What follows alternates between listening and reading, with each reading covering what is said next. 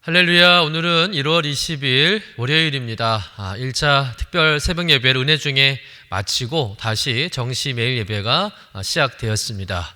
올 한 해도 정시 매일 예배를 통해서 주님과 날마다 동행하고 또 늘 성령 충만한 삶을 살아가는 여러분 되시기를 간절히 축복합니다. 다 같이 사도신경으로 우리의 신앙을 고백하며 예배의 자리로 나가겠습니다. 전능하사 천지를 만드신 하나님 아버지를 내가 믿사오며 그 외아들 우리 주 예수 그리스도를 믿사오니 이는 성령으로 잉태하사 동정녀 마리아에게 나시고 본디오 빌라도에게 고난을 받으사 십자가에 못 박혀 죽으시고 장사한 지 사흘 만에 죽은 자 가운데서 다시 살아나시며 하늘에 오르사 전능하신 하나님 우편에 앉아 계시다가 저리로서 산자와 죽은 자를 심판하러 오시리라. 성령을 믿사오며 거룩한 공예와 성도가 서로 교통하는 것과 죄를 사하여 주시는 것과 몸이 다시 사는 것과 영원히 사는 것을 믿사옵나이다. 아멘. 다 같이 찬송가 93장 예수는 나의 힘이요 우리 함께 찬송하겠습니다.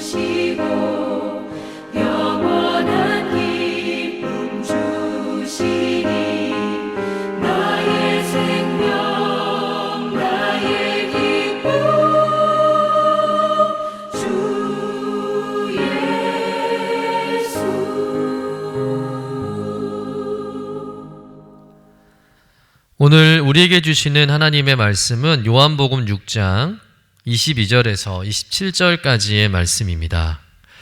함께 받들어 읽겠습니다.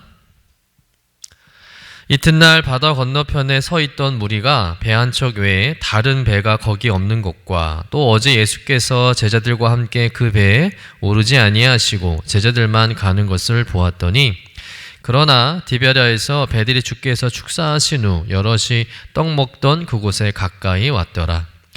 무리가 거기에 예수도 안 계시고 제자들도 없음을 보고 곧 배들을 타고 예수를 찾으러 가버나움으로 가서 바다 건너편에서 만나 랍비여 언제 여기 오셨나이까 하니, 예수께서 대답하여 이르시되 내가 진실로 진실로 너희에게 이르노니 너희가 나를 찾는 것은 표적을 본 까닭이 아니요 떡을 먹고 배부른 까닭이로다.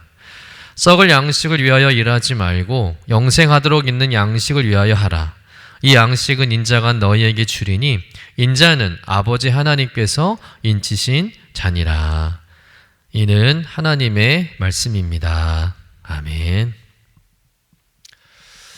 오늘 우리가 읽은 본문의 말씀은 우리가 잘 아는 오병이의 기적 사건 이후에 예수님을 찾고 따르는 무리들에게 예수님께서 자신의 의미를 설명해 주는 내용의 말씀입니다. 본문에 예수님을 찾아온 사람들은 하루 전날 벳세대 광야에서 보리떡 5개와 물고기 2마리로 5,000명을 배불리 먹고 12광주려가 남는 기적을 직접 체험한 사람들이었습니다. 당시 모든 민중들의 삶은 가난하고 또 궁핍했습니다. 그런데 모처럼 배불리 먹고 남는 기적을 맛보았을 때 정말 말할 수 없이 기쁘고 행복했을 것입니다. 그러면서 예수님을 왕으로 세우면 평생 굶어 죽지 않고 먹을 거 걱정하지 않고 살 수 있겠다는 생각에 부풀어서 예수님을 왕으로 모시지 않은 소동을 일으키기도 했던 것이죠.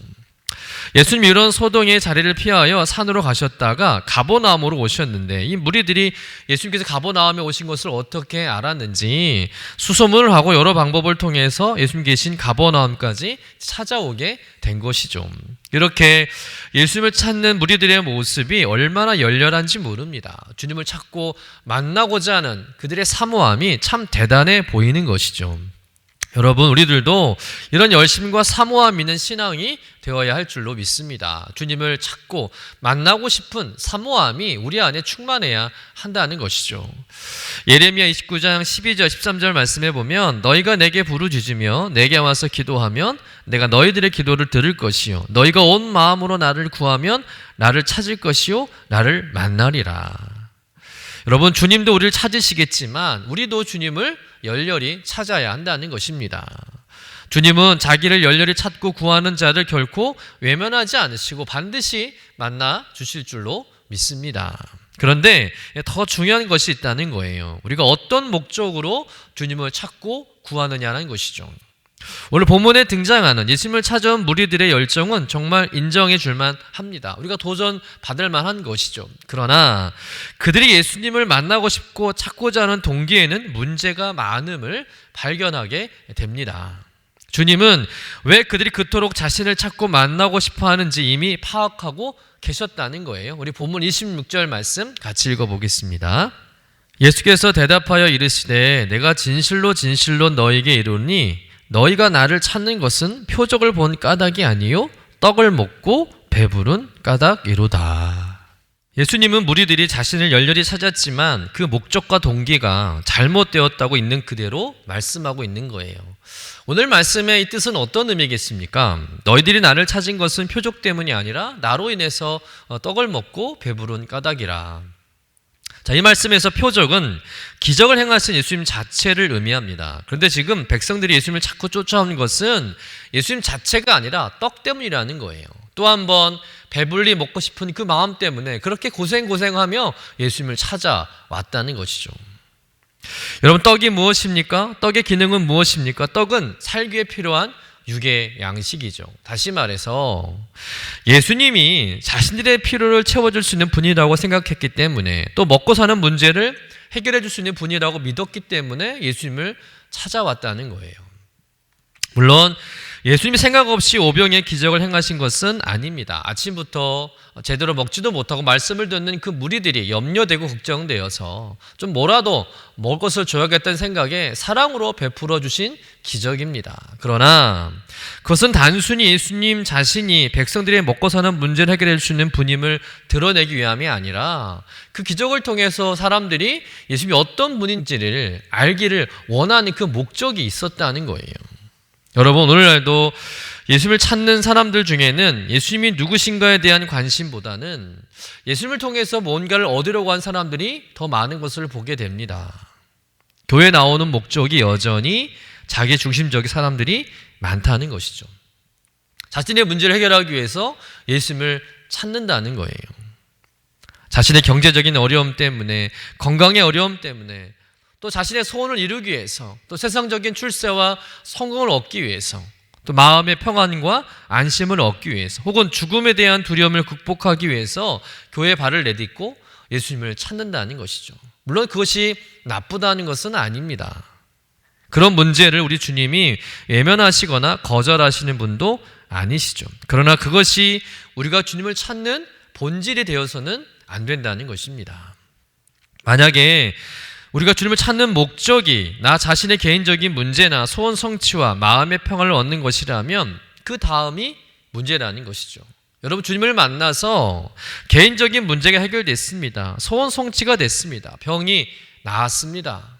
마음의 평안도 얻고 세상적으로도 풍족하게 되었습니다. 원하는 것을 다 얻었습니다.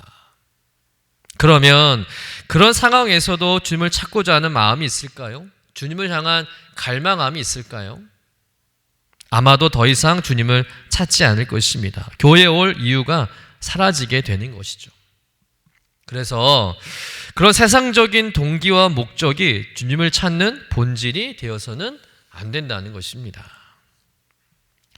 물론 처음 교회에 나오게 된 동기가 병 때문에, 또 집안에 우환이 많아서, 또 죽음에 대한 두려움이 자꾸 생겨서 하는 일이 자꾸 안 돼서 예수님을 찾게 되는 경우가 많습니다.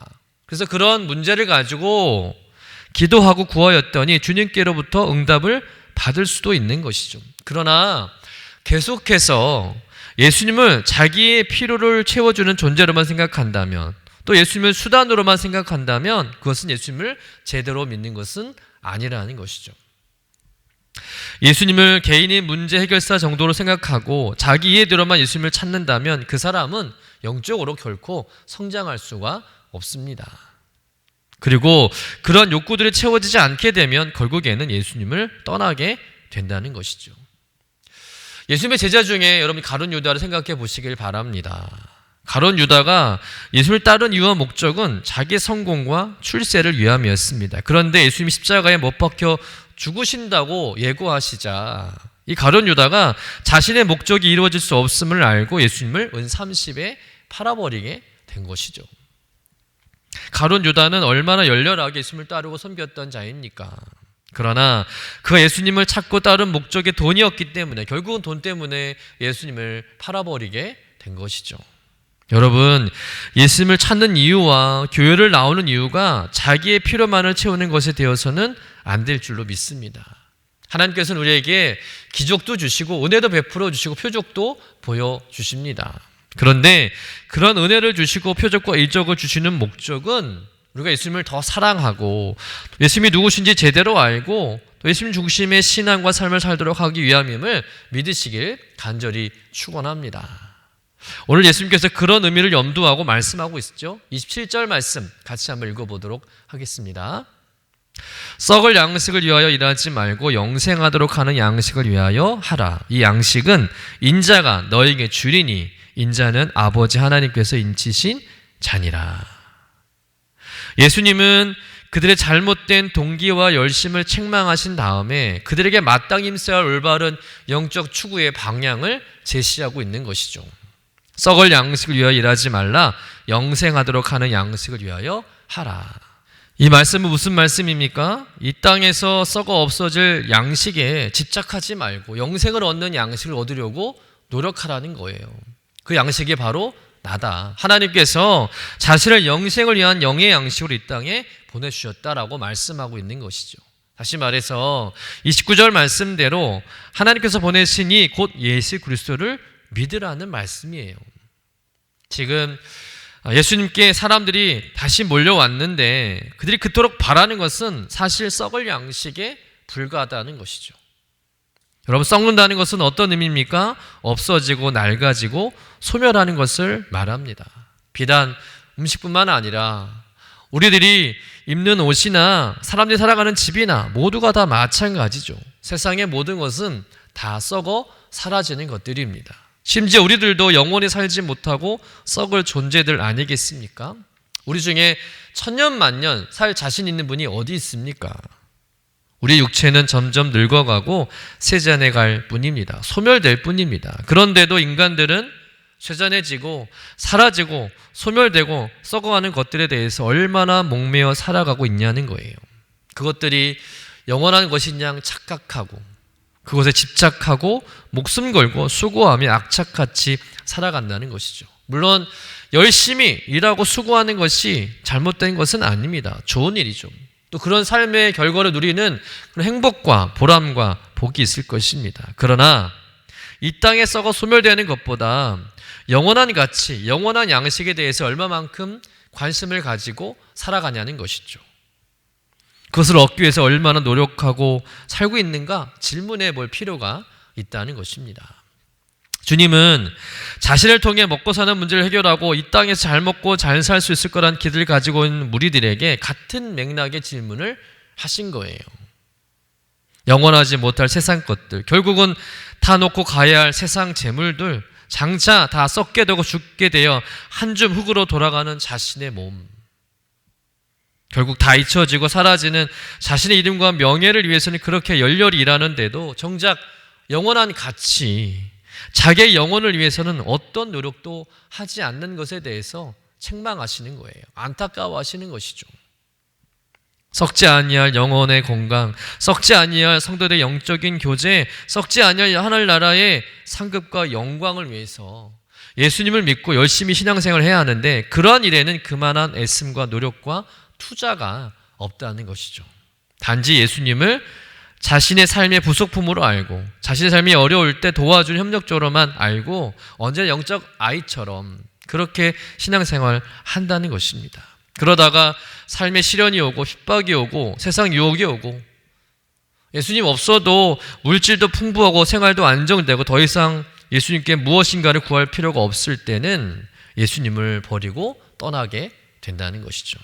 결국 영생에 이르지 못하게 된다는 겁니다. 그러므로 우리 자신이 더 이상 예수님을 찾는 목적이 썩을 양식, 곧 사라질 세상 것을 얻는 것이 되지 않도록 해야 할 줄로 믿습니다.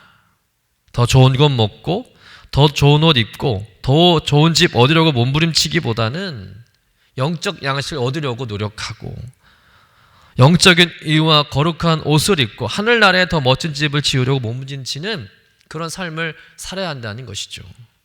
하나님을 알기 위해서 영적 지혜를 더 배우려고 성령님을 의지하고 늘 말씀의 묵상과 기도의 삶을 살아가야 할 줄로 믿습니다. 그렇게 몸부림치는 자에게 주님께서 그 구하는 영의 양식을 주시는 거예요. 이 양식은 인자가 너희에게 주리니. 간절히 구하는 자에게 또 간절히 찾는 자에게 주님은 영생하게 하시는 양식을 주실 줄로 믿습니다. 무엇보다 주님은 자신을 생명의 떡이라 말씀하시며 자신을 먹으라고 말씀하지 않습니까? 그 말씀의 의미는 어떤 의미겠습니까? 예수님을 일시적인 배고픔 해결하는 존재로 믿는 것이 아니라 십자가의 죽음과 부활을 통해 이루신 참된 생명, 즉 구원이 이루어지고 영생을 얻게 하는 존재로 믿으라는 말씀이죠. 여러분, 예수님 당시 무리들처럼 썩어 없어질 육신의 떡만을 구하는 어리석은 사람이 되지 말고 우리의 생명의 떡 되시고 영원한 양식 대신 예수님을 온전히 믿고 그 예수님을 더 깊이 알아가고 그래서 풍성한 영적 은혜를 누리시는 여러분 되시기를 주님의 이름으로 간절히 축원합니다. 기도하겠습니다. 사랑과 은혜가 충만하신 하나님 아버지, 오늘도 말씀을 통해서 우리의 믿음을 점검하게 하시고 또한 진정한 신앙의 길로 나가게 하심을 감사드립니다. 주님, 우리가 종종 썩은 양식을 위하며 세상의 것들에만 마음을 두었던 것을 시간 회개합니다. 우리가 예수님을 찾는 이유와 목적이 썩는 양식, 곧 이 땅에서 육신적인 것에만 머무르지 않게 하시고 영생하도록 하는 양식을 구하는 성숙한 믿음을 갖게 하여 주시옵소서. 우리가 살아가는 동안 육신의 피로도 간구하겠지만 무엇보다 예수께서 주시는 영생의 말씀, 영생의 은혜를 더 사모하게 하시고 주님과 더 깊은 교제를 누리게 하여 주시옵소서. 주님, 우리가 오늘 말씀을 삶에서 실천하도록 도와주시고 매일매일 썩는 양식이 아닌 영원한 양식을 구하며 살아가게 하여 주옵소서. 우리의 생명의 떡 대신 예수 그리스도의 이름으로 기도드립니다. 아멘. 하늘에 계신 우리 아버지여, 이름이 거룩히 여김을 받으시오며 나라가 임하시오며 뜻이 하늘에서 이루어진 것 같이 땅에서도 이루어지이다.